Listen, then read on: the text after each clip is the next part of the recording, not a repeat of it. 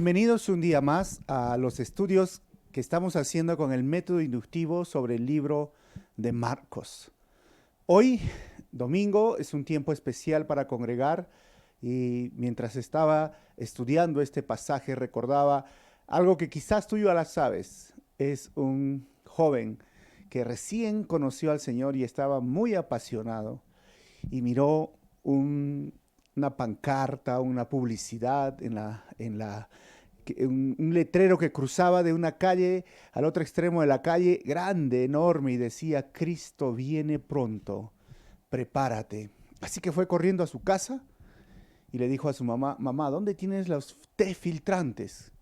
Quiero preparar algo rapidísimo. Y su mamá dijo: pero espérate, no, rápido, rápido, rápido, prepara. ¿Dónde está el té? Y agarró y su mamá le sacó la caja y puso en la caja, sacó de la caja y lo puso en las tazas, echó el agua hirviendo y su mamá le dijo: pero ¿por qué tienes tanto afán, tanta preocupación? ¿Por qué estás tan apurado? Y él dijo: es que he leído, dice que Cristo viene pronto, prepárate, ¿no? Entonces, él entendió que era preparar té, pero estaba hablando de prepararse en su vida, porque Cristo viene pronto. Ahora, quizás ya lo conocías esta historia o dices: ese chiste, historia, fome, ¿qué es eso? ¿Qué está hablando? ¿Qué está contando? Es interesante que mientras estudiamos la Biblia, llegamos a un punto de malinterpretar la Biblia o de simplemente escuchar aquello que nos conviene o simplemente creer lo que a mí me parece bien. Y esto ya no es algo normal, sino yo le digo a la Biblia lo que yo quiero que diga. Pero la Biblia está para transformar a nuestros pensamientos, nuestras ideas. Y cuando estudiamos la palabra versículo por versículo, es dejar que la palabra de Dios traiga el tema cada semana o cada vez que nos reunimos o cada vez que la leemos y no poner nuestras ideas cada vez por la semana a la Biblia. Así que vamos a orar y comenzamos. Señor, te damos gracias una vez más por este día. Gracias por tu palabra y gracias por todo lo que tú, Señor, nos enseñas en el momento en que nos reunimos en tu nombre. Sabemos que tú estás presente en cada hogar, en cada pantalla, y sé que tú nos unes porque la iglesia no es un edificio, la iglesia somos personas que hoy nos congregamos a través de una pantalla virtual, que hoy nos conectamos en espíritu a través de una pantalla virtual. Y yo te pido que tú nos hables a través de estos versículos y uses mi vida para compartir de tu palabra. Pido esto en tu nombre, Jesús. Amén. Hoy vamos a hablar acerca de Jesús dispuesto a cumplir la misión de Dios. El Evangelio de Marcos, en el capítulo 9, nos va a traer tres temas básicos del 14 al 37. Lo primero es que Jesús echa fuera un demonio de un joven, del 14 al 19. Lo segundo es que Jesús da la segunda profecía del final al cumplir su misión, del versículo 30 al 32. Y luego Jesús va rumbo a Jerusalén a cumplir su misión del 33 al 37. A la vez está dividido en varias subdivisiones, diríamos, del párrafo. Y a medida que yo voy enseñando estas subdivisiones que salen en su pantalla, vamos a ir explicando poco a poco. Y lo he puesto parte B, porque la parte A ya lo hemos estudiado de este capítulo 9. Recuerden que nos quedamos en la transfiguración, en Jesús cambiando el chip, diríamos, los pensamientos, las ideas que los discípulos tenían acerca del Mesías. Muchos en ese tiempo creían que el Mesías los iba a sacar de esa dominación romana, es decir, estaban subyugados al imperio romano, habían sido conquistados por los romanos les cobraban impuestos excesivos, los romanos no los dejaban muchas veces en la libertad que ellos necesitaban, como toda país o nación. Entonces, ellos querían que el Mesías los saque de esa situación, así como Moisés los sacó a Israel desde Egipto.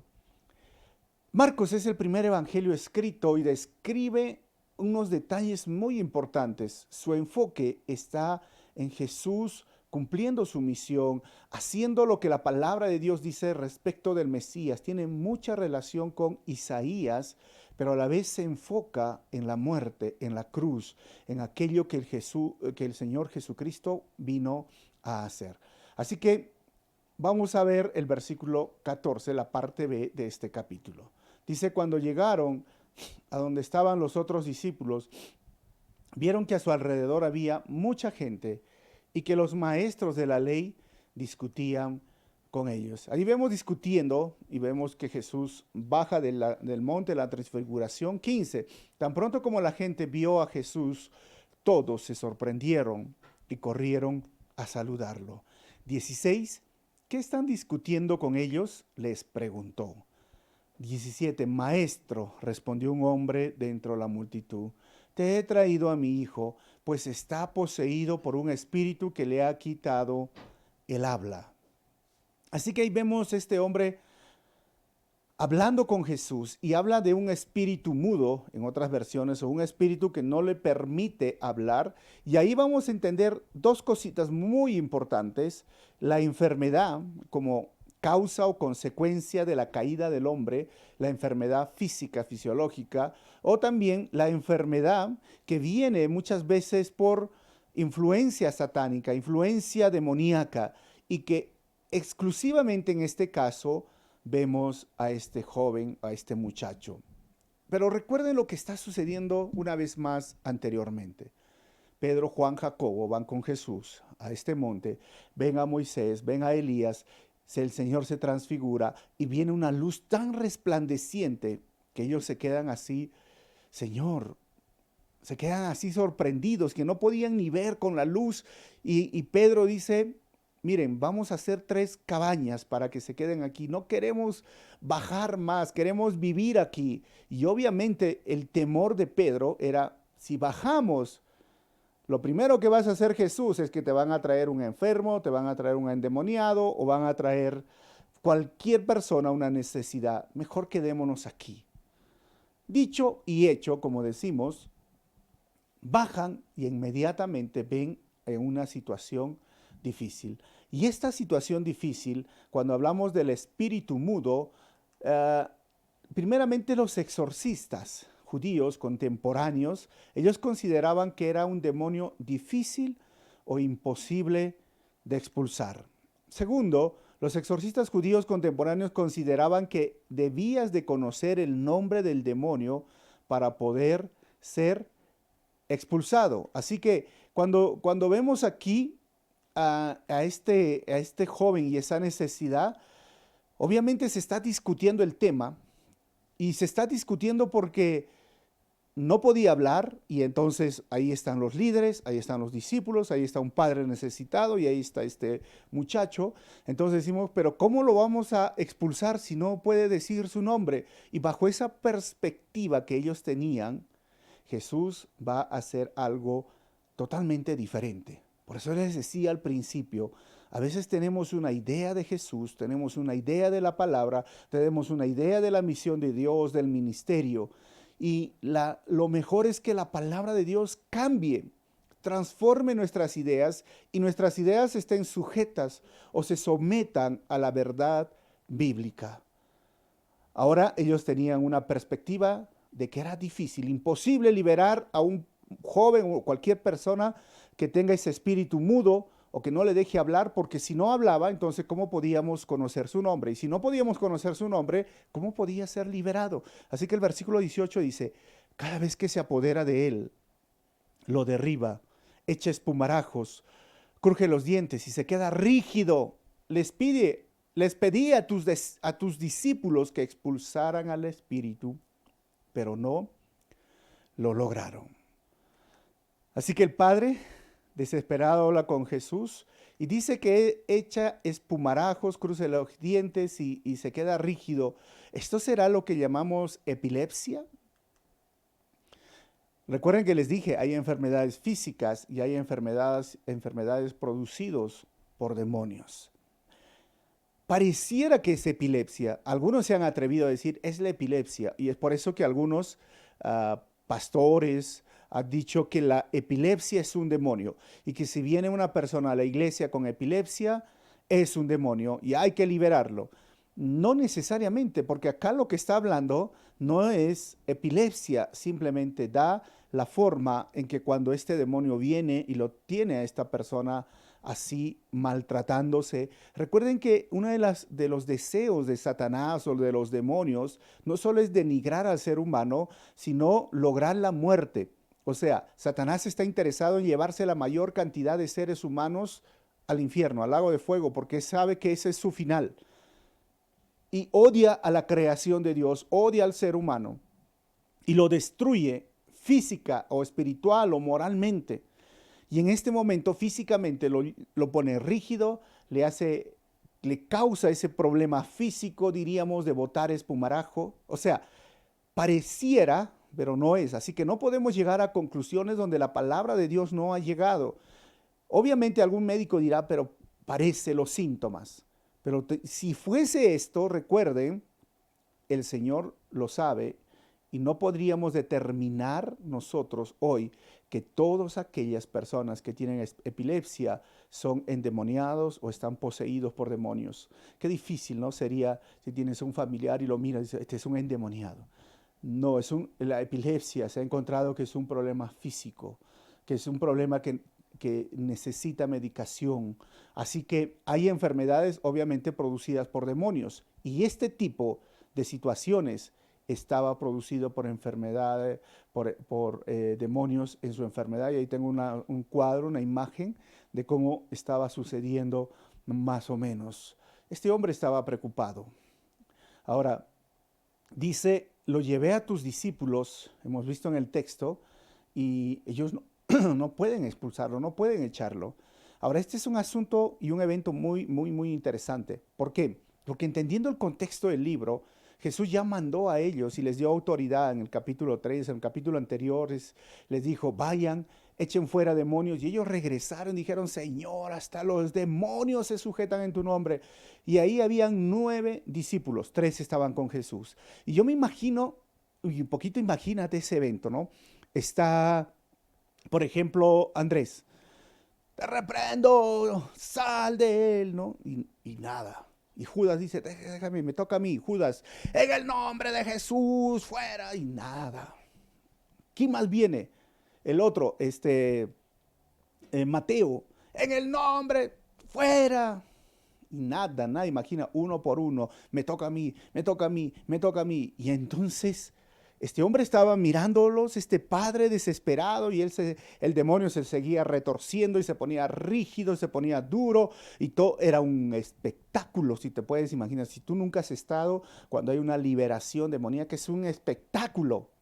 El demonio grita, ofende, insulta, se pone duro y bota ese tipo de espuma, como se puede decir, por la boca, pierde. O sea, el espectáculo ahí estaba y Jesús baja. Y Pedro dice, ay, lo que me temía. Bueno, mejor nos hubiéramos quedado arriba. Arriba estaba la glorificación. Arriba estaba hablando. Tenía tantas preguntas para Moisés, Elías. Y ahora viene y Pedro dice, o yo entro. Y el padre dice, el padre de su hijo dice, pero nadie lo ha podido echar. ¿Qué significa eso? Que hay demonios más fuertes que otros. A pesar de que ellos ya tenían la autoridad, no pudieron sacarlo. O sea, recuerden que Jesús les había dado esa autoridad en Marcos 6, 7, como les dije. Y estos demonios, obviamente, son diferentes. O sea, alguien dirá, o sea que hay diferentes tipos de demonios. Pues Efesios capítulo 6, versículo 12 dice, porque nuestra lucha no es contra seres humanos, sino contra poderes,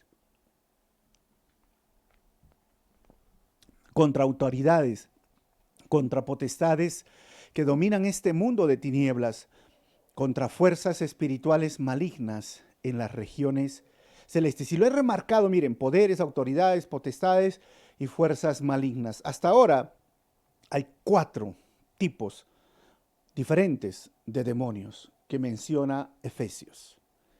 Igual, en el lado de los ángeles, y esto es en teología sistemática, se llaman angelología y demonología, o sea, el estudio de los ángeles o el estudio de los demonios.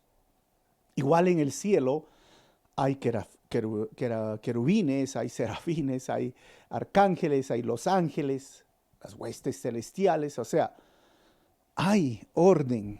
Y el orden castrense, si lo llamaríamos, o militar, no es algo que el ser humano lo creó, sino ya estuvo creado. Dios es un Dios de orden. Y donde hay orden, hay autoridad. Y donde hay autoridad, bueno, se trabaja y se conoce esto como la subordinación a la autoridad. Y obviamente hay niveles o hay personas que están en un grado superior. Es lo mismo en las autoridades espirituales de parte de Dios, pero también en las huestes de maldad hay demonios que son más fuertes que otros. Esto es una verdad bíblica que lo encontramos hoy. Los discípulos, aún teniendo la autoridad y aún teniendo la experiencia de haber expulsado demonios, porque ellos fueron enviados, no pudieron hacer nada. Versículo 19. Jesús ora por el muchacho. Ah, generación incrédula, respondió Jesús. ¿Hasta cuándo tendré que estar con ustedes? ¿Hasta cuándo tendré que soportarlos? Tráiganme al muchacho. ¿Y qué quiere decir con generación incrédula? ¿Se refiere a quién? A estos escribas contendientes, aquí más, al padre desesperado, a los discípulos que no tuvieron éxito. Y versículo 20 dice, así que se lo llevaron, tan pronto como vio a Jesús, el espíritu sacudió de tal modo al muchacho que éste cayó al suelo y comenzó a revolcarse, echando espumarajos, como lo ven ahí. Versículo 21, ¿cuánto tiempo hace que le pasa esto?, le preguntó Jesús al padre. Desde que era niño, contestó. O sea, imagínense, padre desesperado. Versículo 22, muchas veces lo ha echado al fuego y al agua para matarlo. Si puedes hacer algo, ten compasión de nosotros y ayúdanos. Ten compasión de nosotros y ayúdanos. ¿Te imaginas el dolor que puede ocasionar a un padre que ve a su hijo enfermo, que ve a su hija enferma y que los médicos le digan, no sabemos qué tiene, no podemos hacer nada por tu hijo, por tu hija? ¿Y cuánto tiempo? Es toda una vida de este padre, porque la Biblia lo llama un muchacho, un joven, desde niño, año tras año. Algunos, por eso, cuando hablan de este tema, dicen epilepsia, y es casi el mismo sentimiento o dolor de familiares o de personas que tienen dentro de su familia a alguien que sufre de epilepsia. De un momento a otro cae, de un momento a otro empieza a tener este tipo de temblores. Es difícil, no es nada bueno. En mi vida he visto varias personas que han caído en el suelo y han empezado a temblar y cuando están sufriendo la epilepsia no es nada agradable porque caen de cualquier forma, en cualquier lugar. Pero aquí el dolor de un padre, la enfermedad de un hijo, la impotencia de los discípulos, quizás el querer discutir de los escribas es callado. Y el padre dice, ten compasión de nosotros y ayúdanos. ¿Puedes hacer algo? Y ese puedes hacer algo era como, ¿realmente tienes fe o no tienes fe? Ese puede hacer algo, ¿sabes qué era? Era como el padre ver a cada uno de sus 9 discípulos que estaban ahí, uno por uno, pasar, déjame a mí, ahora me toca a mí, y uno gritaba más, otro usaba otra fórmula, y no pasaba nada, no hacían nada, y decía, ya estaba como perdiendo la fe, y sí tenía fe, porque por eso lo trajo a Jesús, por eso trajo a sus discípulos, porque era la esperanza que él tenía, y él dice, por favor, ten compasión. Y ¿sabes qué? Un milagro puede comenzar con un poco de confianza o fe en el verdadero Señor de los milagros, Jesucristo. Él es el verdadero Señor de los milagros, no el ídolo, porque no puede hablar ni puede mover el brazo, pero Jesús sí puede dar vida y Él es el verdadero Señor de los milagros. Y comienza con un poquito de fe. Miren, el versículo 23 dice, ¿cómo que si puedo? Para el que cree, todo es posible. Para el que cree, mire, si tú crees, es posible. Y el versículo 24, sí creo, exclamó de inmediato el padre del muchacho, ayúdame en mi poca fe, ayúdame en mi poca fe. Necesito un poquito de fe y el milagro va a suceder. Yo sé que ante la duda puedes decir, sí creo, ayúdame en mi poca fe. Ante la poca fe puedes decir, ayúdame en mi poca fe, pero sin fe es imposible agradar a Dios.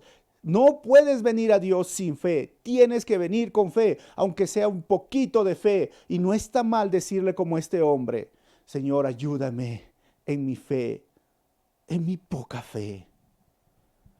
¿Quieres ver milagros en tu vida? Ten fe. Sin fe es imposible agradar a Dios. Esto dice el libro de Hebreos en el capítulo 11. Porque todo aquel que busca a Dios debe creer que Él existe. Porque sin fe es imposible agradar a Dios.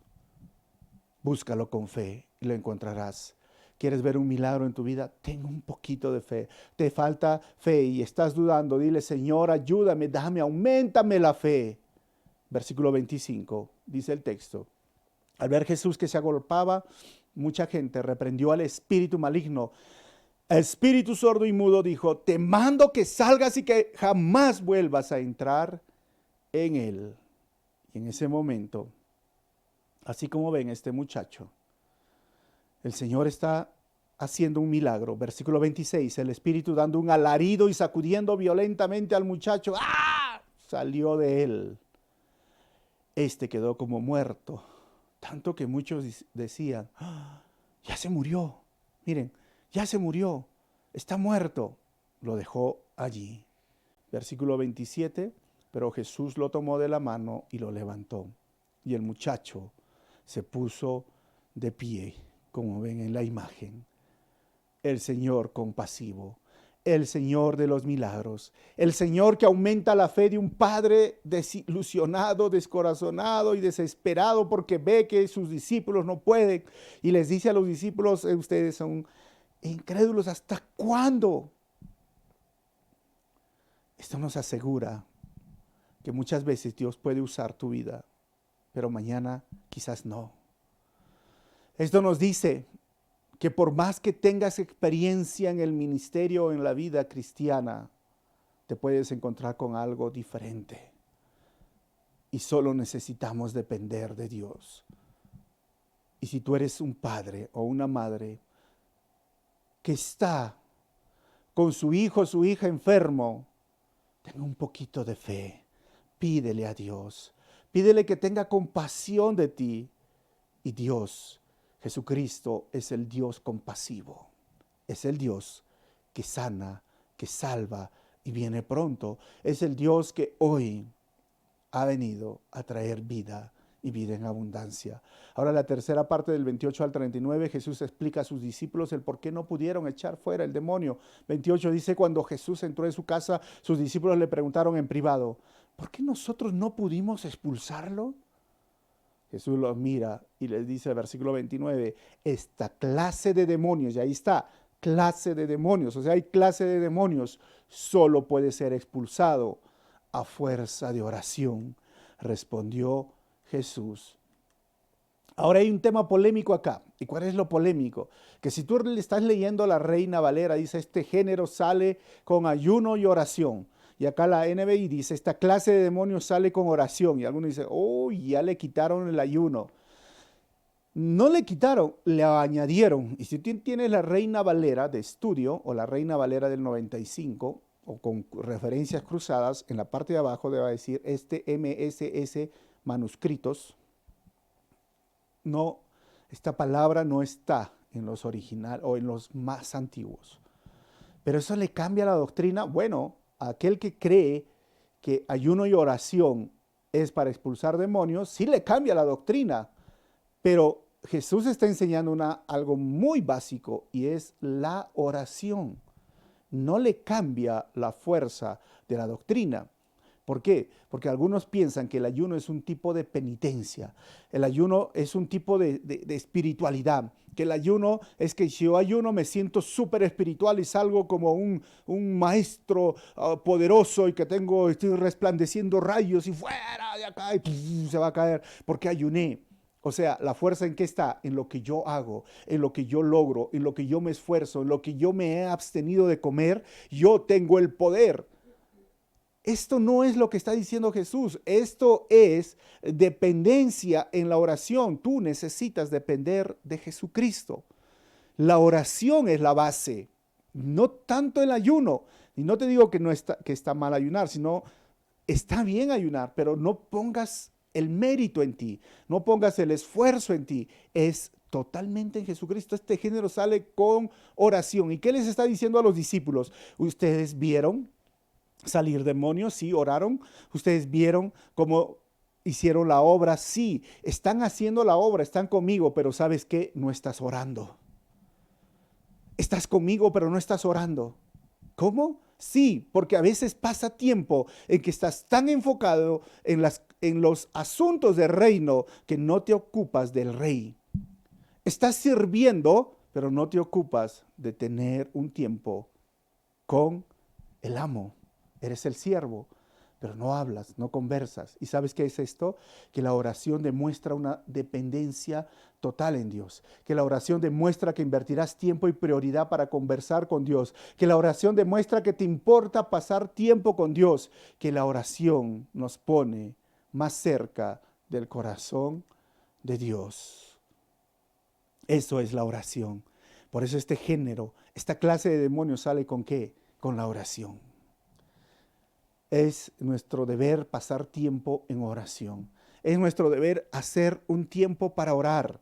Y no es orar que, bueno, Señor, bendice el pan, el desayuno, la leche, el yogur. No, es pasar un tiempo con Dios, porque tú conversas con Dios, porque por medio de la palabra de Dios, Dios te habla, pero por medio de la oración tú le hablas a Dios y tú escuchas la voz de Dios. Y cuando oramos, es para que nosotros podamos escuchar de Él y nuestro corazón cambia, nos ponemos más cerca de Él, salimos fuertes o confortados o salimos en la presencia del Señor y nuestra fe se fortalece.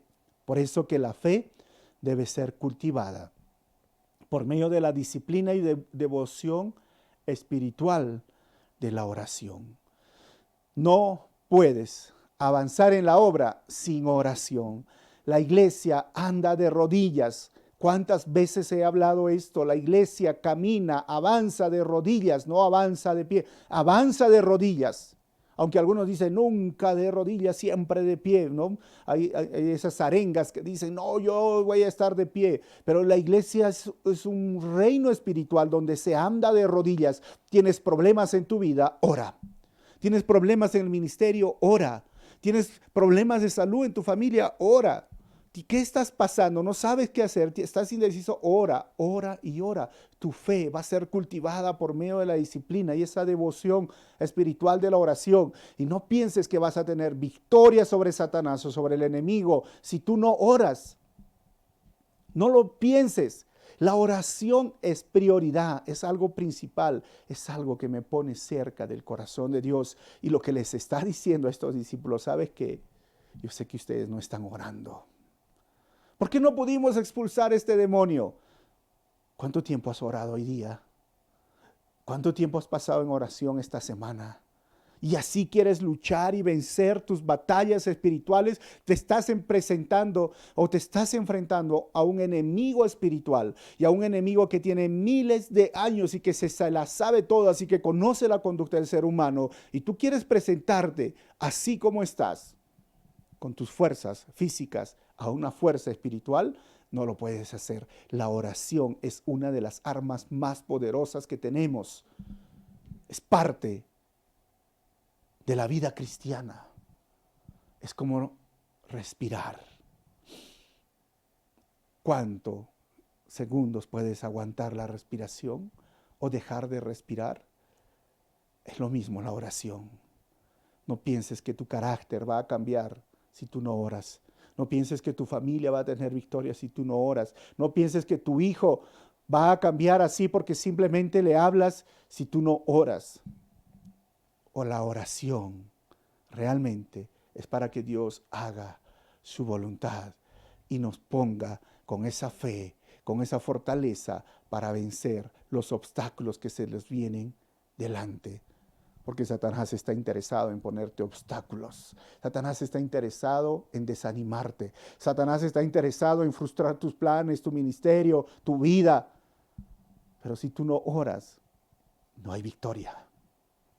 Versículo 30 al 32, la última parte. Jesús da la segunda profecía al final al cumplir su misión. Dice el 30, dejaron aquel lugar y pasaron por Galilea, pero Jesús no quería que nadie lo supiera. Así que estaban en el monte Hebrón, donde está esta parte roja, y abajo está Jerusalén. Es decir, empieza la travesía a partir de ahora en ese rumbo, como ven en el mapa.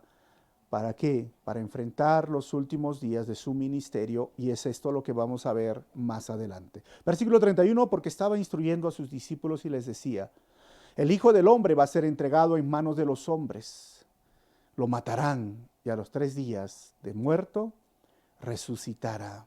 Otra vez, miren, la palabra va a ser entregado es en el griego paradidotai, que se puede traducir como será pasado o será entregado.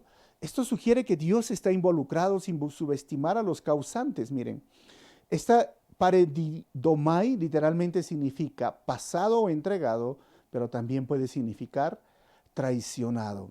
¿Y qué significa que será entregado? ¿El Padre tiene que ver en eso? Sí, tiene que ver. Pero como dije, no subestima a los causantes. Judas, los líderes religiosos, Pilatos, todos ellos tuvieron culpa. Y esto, estamos hablando de la provisión de Dios, pero dice que va a ser entregado. Y cuando hablamos de esto, miramos Romanos 4:5. Dice, Él fue entregado a la muerte por nuestros pecados y resucitó para nuestra justificación. Romanos 8:32. El que no escatimó a su propio Hijo, sino que lo entregó por todos nosotros, ¿cómo no habrá de darnos generosamente junto con Él todas las cosas? Hermano, hermana, amigo, Jesús fue entregado por el Padre. Él dio a su Hijo para que tú y yo seamos salvos. Él, Padre, nos ama tanto y te ama tanto, como dice Juan 3:16, que dio a su propio Hijo. Tú sabes que no hay dolor más profundo a veces cuando uno pierde un ser querido. Pero ahora perder a su propio Hijo, entregar a su propio Hijo inocente por tus pecados, por mis pecados. Jesús les está diciendo a sus discípulos por segunda vez, esta es la misión de Dios. Esta es la misión, el lugar donde voy a morir, pero cuando muera, todos los gentiles, todos los pueblos tendrán acceso a la salvación. Y por esa muerte en la cruz, tú y yo tenemos acceso a la salvación. Antes no podíamos tenerlo, porque no éramos pueblo. Ahora sí somos pueblo. Es la muerte de Jesucristo que nos ha traído vida. Esa era su misión. Y Él les está explicando. Y luego dice, lo matarán. Hermanos, lo llevaron a la cruz a nuestro Señor. Lo clavaron. Públicamente lo avergonzaron. Pero no solamente se quedó ahí. A los 3 días de muerto, resucitará. La tumba, hermanos, está vacía. Jesús salió de la tumba y hoy está con esas marcas para demostrar que Él venció la muerte. Así que Marcos es el evangelio que nos trata de presentar y nos pone en el clímax la muerte de Jesucristo por tus pecados, por mis pecados. Él está cumpliendo la misión de Dios y está sanando, está liberando personas que están endemoniadas. Pero a los discípulos les está diciendo, esto es lo que me va a venir, ahora estoy destinado, me voy rumbo a cumplir mi misión, la misión de Dios. Y esa misión de Dios es que todos los pueblos lo alaben y lo adoren. Pero no podrán alabar y adorar a Dios si primero no han escuchado el Evangelio. Y no podrán escuchar el Evangelio si no hay quien vaya a predicar el Evangelio. Por eso la iglesia hoy está encargada de cumplir la misión de Dios. Y Él dijo, estoy dispuesto a morir, me voy a tomar mi cruz. Versículo 32, dice el texto, pero ellos no entendían lo que quería decir con esto y no se atrevían a preguntárselo. Es interesante cómo ellos no podían entender. Miren, ¿por qué? Porque la idea de la muerte en la cruz era un escándalo para un judío y la idea de la muerte en la cruz era una locura para un gentil y la idea de la muerte en la cruz era un absurdo para un romano, pero la idea de la muerte en la cruz era la parte de la misión de Dios para Jesús. Y ahí se va rumbo a Jerusalén. 33 y 34. Llegaron a Capernaum cuando ya estaba en casa. Y Jesús les preguntó, ¿qué venían discutiendo por el camino? Mire, llegan a esta ciudad y ellos empezaban hablando. Y cuando ellos no entendían, porque ¿saben qué estaban hablando? Estaban hablando de que, ¿quién va a ser el primero? O sea, Jesús está hablando de muerte. Jesús está hablando de que lo van a traicionar o que va a ser entregado y ellos están diciendo, ahora vamos a ir a Jerusalén a gobernar. Vamos a ver qué va a pasar. ¿Sabes cómo lo llamo yo esto? Teología folclórica. ¿Y qué significa la teología folclórica? Que muchos quieren entender lo que quieren entender o lo que les conviene entender de la palabra de Dios. ¿Qué es eso? Sí, ¿sabes qué, hermano? Muchos quieren entender lo que quieren entender o entender simplemente lo que les conviene entender de la palabra de Dios. Los discípulos no estaban entendiendo y Jesús los llama. Versículo 34 dice, pero ellos se quedaron callados porque en el camino habían discutido entre sí quién era el más importante. Eso es interesante. Mientras Jesús habla, va a ser entregado de muerte. Ellos están pensando, oye, ¿quién? Yo me voy a ocupar de tal área. Tú vas a hacer esto, tú vas a hacer lo otro. No, yo voy a estar primero. No, yo voy a estar. Estaban discutiendo.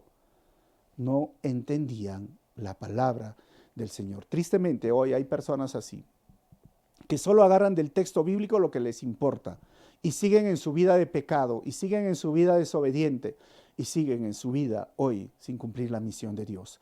35 y 37 terminó. Jesús explica la grandeza del reino de Dios y su misión. Entonces Jesús se sentó, llamó a los 12 y les dijo, si alguno quiere ser el primero, que sea el último de todos y el servidor de todos. ¡Pum! Diríamos, ¿no? Esto es como un boom. ¿Qué estás hablando, Jesucristo? Sí, Jesús cambia la manera de pensar del ser humano y tristemente hoy muchas iglesias adoptan este principio. ¿Cuál es? Que si tú quieres ser el primero, mira, vas a ser él que va a tener que pasar nivel 1, nivel 2, nivel 3 y vas a ser líder y vas a ser líder de líderes, 1, 2, 3, 4 y el líder va a ser servido por los demás y es un sistema piramidal donde tú estás arriba y todos están tus subordinados abajo. Pero Jesús cambia eso y dice, si tú quieres ser el primero, vas a ser el último para todos y vas a ser el servidor de todos. ¿Qué? Sí, Jesús empieza a hablar y les dice estas cosas. El último significa en el griego eschatos y el servidor significa la palabra diáconos. Los dos, ¿sabes qué significa? El siervo que cuida de las personas. O sea, el líder que se sirve de las personas, le ponemos una X bajo la perspectiva bíblica. Por eso que Calvary trabaja esta área de ser un siervo que cuida a las ovejas. No somos nosotros aquellos líderes que se sirven de las ovejas, sino queremos servir a las ovejas, porque esto es lo que dice la palabra del Señor. Y muchos no entienden que ese es el tipo de liderazgo que habla la palabra del Señor. Si la palabra líder no se menciona en la Biblia, pero para que se entienda liderazgo, porque algunos hablan de liderazgo, pero entiendan, liderazgo es facilitar. No es control, es facilitar a que las personas puedan crecer, puedan salir adelante. Pero algunos se quieren poner en esa pirámide como yo les estoy mostrando en esta imagen, arriba y todos los demás están abajo. Pero facilitar significa, yo quiero que tú seas mejor que yo quiero que tú aprendas a predicar, yo quiero que tú hagas esto, yo quiero que tú sirvas, yo estoy con ellos, yo estoy ayudando, yo estoy sirviendo, yo estoy animando a las personas a que puedan crecer, a que puedan desarrollar. Oye, tú puedes abrir una iglesia, tú puedes hacer esto. Queremos misioneros, queremos pastores, queremos más iglesias, queremos más personas predicando y tienen que prepararse, tienen que capacitarse. Es mi rol, es mi labor como aquella persona que ha decidido ponerse en el último por hacer un servidor, facilitar. No es control, algunos piensan que es control y todo tiene que estar bajo su control. Liderazgo es servicio, no es poder. Ese triángulo, como ustedes ven, se ha volteado y abajo estamos nosotros y animando, ayudándolo a las personas, porque influencia no es posición. Algunos piensan, voy a tener posición y voy a tener influencia. Voy a estar al lado del pastor y voy a hacer influencia. O voy a estar en su círculo y voy a influenciar. No es posición. Hay personas que no entienden esto. Uno puede influenciar desde su vida que tiene en servicio y en amor al Señor, porque el poder o el liderar o el estar en un puesto no te da influencia normalmente. Y esos principios muchos no los quieren entender. 36, para entender entonces ese principio, les dice, luego tomó a un niño y lo puso en medio de ellos, abrazándolo les dijo, Jesús tomó a un niño. 37, el que recibe en mi nombre a uno de estos niños, me recibe a mí. Y el que me recibe a mí, no me recibe a mí, sino al que me envió. ¿Cómo? Voy a volver a leer. El que me recibe en mi nombre a uno de estos niños, me recibe a mí.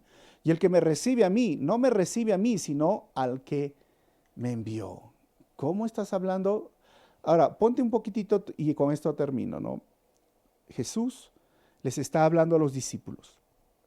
Les está mostrando cómo un demonio de una clase diferente es echado por Jesús. Ellos no tienen fe, el Padre y todo lo que está pasando, no están orando.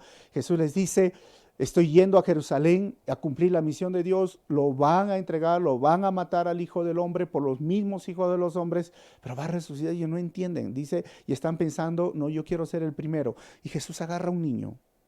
¿Quieres entender esto? Que el último, al final, va a ser aquella persona que ha torcido ese triángulo, el servidor. El que quiere ser el primero al final va a ser el último, y el que quiere ser el primero al final va a ser el servidor. Agarra un niño. Un niño en ese contexto era menospreciado, no tenía derechos como hoy día. Un niño no servía básicamente en ese contexto para muchas cosas. Solo los hombres eran los que valían. Y Jesús agarra a un niño sin valor, despreciado o menospreciado, agarra y le dice, el que me recibe, o el que recibe mi nombre a uno de estos niños, a un menospreciado, a un minimizado por la sociedad, a alguien que no tiene derechos, o a alguien que lo consideras menos, me recibe a mí. Y el que me recibe a mí, no me recibe a mí, sino al que me envió. ¿Cómo un niño? Yo tengo una imagen de un niño que es tan inocente. Miren, agarré esta imagen donde Jesús es una estatua y esta niña quiere ayudar a cargar. Hay niños que no tienen las mismas oportunidades que otros niños hoy en medio de esta sociedad, que están heridos. Y encontré este meme, y nunca casi pongo meme, pero dice, y en el supermercado me gritó mi hija, mira papá, tengo una gemela. Y ahí entendimos que el mundo sería mejor si lo viéramos como lo ve un niño. Un niño es totalmente diferente. Yo te pregunto, ¿quieres ser el más grande? ¿Quién es el más grande? ¿Tú quieres ser el más grande? Debes de ser como un niño en la fe, porque esto es lo que dice Mateo. Debes ser como un niño en amor, en bondad y en aprecio por las personas. Un niño tiene una perspectiva diferente de la vida. Y a veces los adultos no ayudamos a crecer a un niño con buenos valores. A veces corrompemos con nuestros valores que ya están corruptos, con la falta de valores. Así que lo menospreciado, lo débil, esta es también la labor, la misión de Dios. Se llama la misión integral. No solamente es predicar el evangelio, no solamente es ir a un lugar transcultural, también es ver por la necesidad de los niños hoy que no tienen que comer. La iglesia lo que está diciendo, hagan a este niño o vean a este niño, me reciben al menospreciado, y no solo es predicar, hay que hacer, hay que ayudar, hay que animar, porque esta es la labor de la iglesia también. Voy a terminar con 4 conclusiones. Primero, la oración es una de nuestras armas poderosas contra las fuerzas malignas. Segundo, si tú crees, todo es posible. Y tercero, si lo crees o quieres entender lo que te conviene de la palabra de Dios, sigues la teología folclórica, es tu propia teología. Y cuarto, recibir o aceptar al débil, al desamparado o menospreciado, es hacer la voluntad de Jesús. Jesús dijo eso: si me recibes a mí, o si recibes a este niño, me recibes a mí. Si lo pondríamos en nuestro contexto, si recibes a esa persona débil, si recibes al desamparado, al menospreciado, si estás hoy aceptando y recibiendo a aquel que tú consideras menos o que quizás no tiene que comer, me recibes a mí. Y ayudarlos es hacer la voluntad de Dios. Vamos a terminar con una oración. Y mira estos días, ¿cómo puedo hacer la voluntad de Dios de ayudar al menospreciado, al desamparado o al débil? Esto es lo que Dios haría. ¿O qué haría Jesús? Vamos a cerrar nuestros ojos. Padre, te doy gracias en esta hora. Gracias, Señor, porque tú nos enseñas muchas cosas, Señor, a través de estos versículos. Y qué triste, Señor, es a veces creer lo que me importa creer o lo que me conviene creer y no creer de forma absoluta tu palabra. Nos ahorraríamos tantos problemas en la vida si solamente aprendemos a someternos a obedecer tu palabra y no simplemente a escoger qué me conviene de tu palabra. También, Señor, aumentanos siempre nuestra fe y ayúdanos a mantener este tiempo de oración, a no descuidar la oración. Señor, que tu gracia esté con nosotros y haznos pensar y bríndanos las oportunidades en estos días, cómo podemos ayudar al débil, al menospreciado, a un niño que no tiene que comer. Que tu gracia esté con nosotros, Señor. En tu nombre oramos así. Amén. Dios te bendiga y nos vemos la próxima semana con este estudio. No se olviden que el miércoles a las 7 de la noche vamos a continuar ahora con nuestro estudio, ya no a las 5. Y si deseas ofrendar o poner tu diezmo, hay una cuenta bancaria que va a salir para ayudar a todo lo que hoy estamos haciendo como iglesia. Hemos entregado bolsas de comida el día de ayer y de hace 2 días también, ayudando a muchas personas. Que Dios te bendiga y también bendiciones. Nos vemos.